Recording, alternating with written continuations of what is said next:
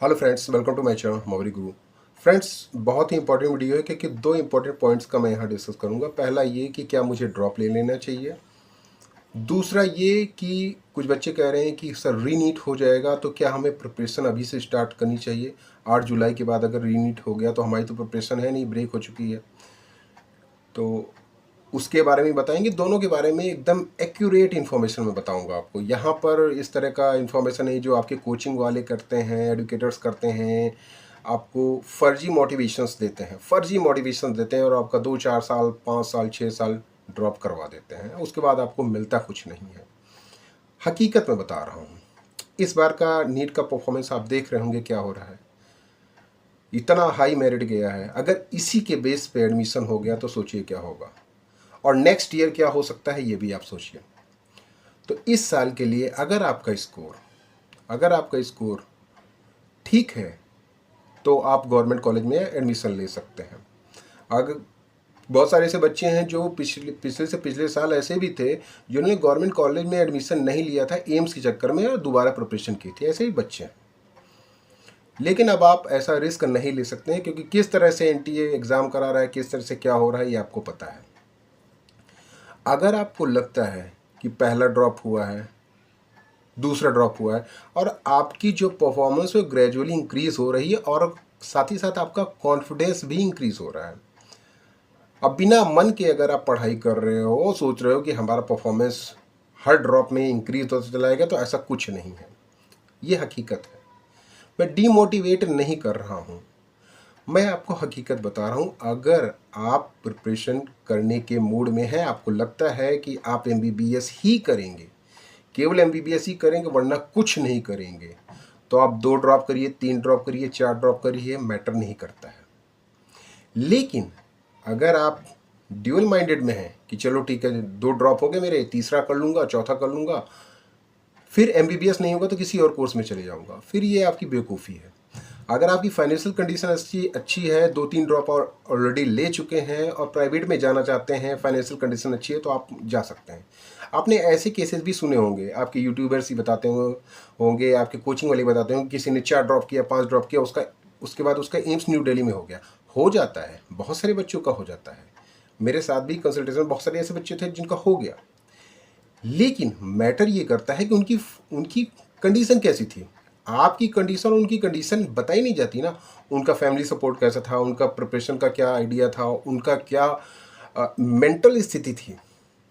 आपकी क्या मेंटल स्थिति है, क्या आपकी स्थिति है कि आप 5 ड्रॉप झेल सकते हैं, ये इंपॉर्टेंट है। तो कहने का सीधा सीधा मतलब है, अगर आपको लगता है कि आप अच्छी प्रिपरेशन कर सकते हैं, 2 ड्रॉप लीजिए, 3 ड्रॉप लीजिए, मैटर नहीं करता है। लेकिन जिस तरह से आप एनटीए का, नीट का एग्ज़ाम का पेपर डिफ़िकल्टी लेवल और मेरिट देख रहे हैं, अगले साल क्या होगा इसकी भी कोई गारंटी नहीं है। तो कहने का सीधा सीधा मतलब ये है, फर्स्ट और फाइनल बात ये है, किसी भी मोटिवेशन में मत जाइए।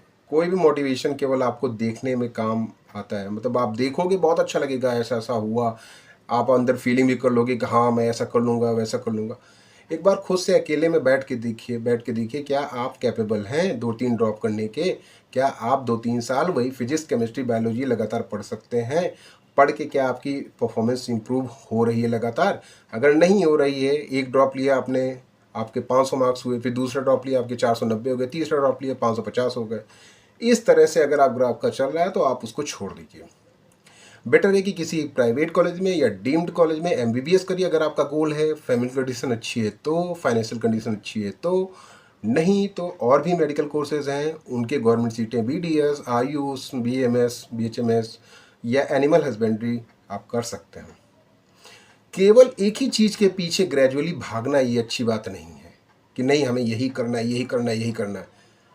फिर अगर ऐसा नहीं होता तो फिर आपको ज़्यादा दुख होगा।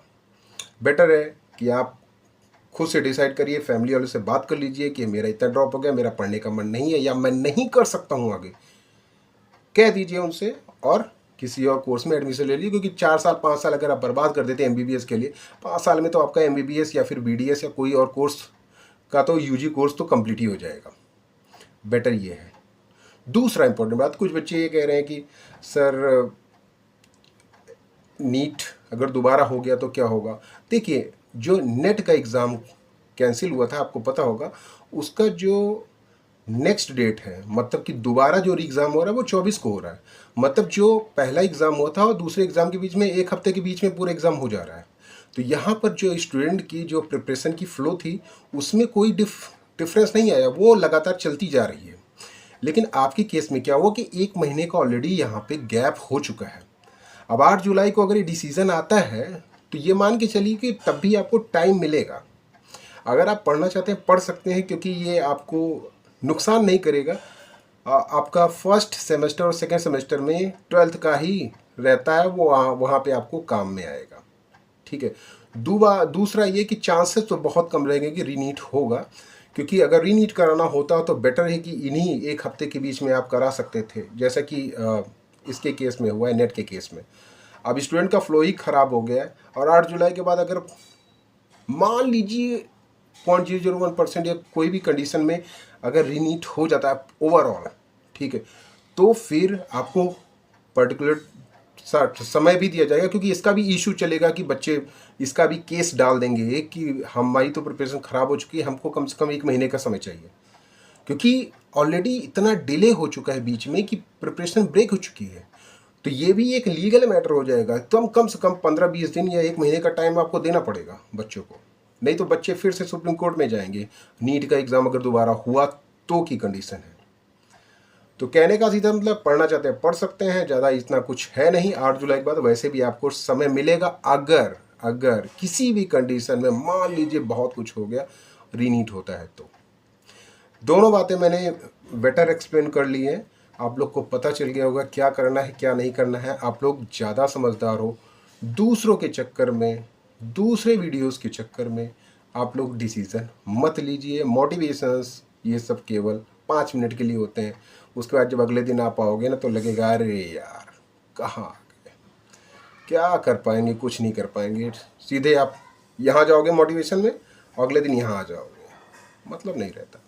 बेटर ये है कि अपने हिसाब से फैमिली से बात करके ड्रॉप लीजिए, या फिर इसी बार किसी कोर्स में एडमिशन ले लीजिए। दूसरा ये कि प्रिपरेशन आप चाहे तो स्टार्ट कर दीजिए। 8 जुलाई के बाद अगर री एग्ज़ाम भी होता है तो आपको समय मिलेगा। That's all.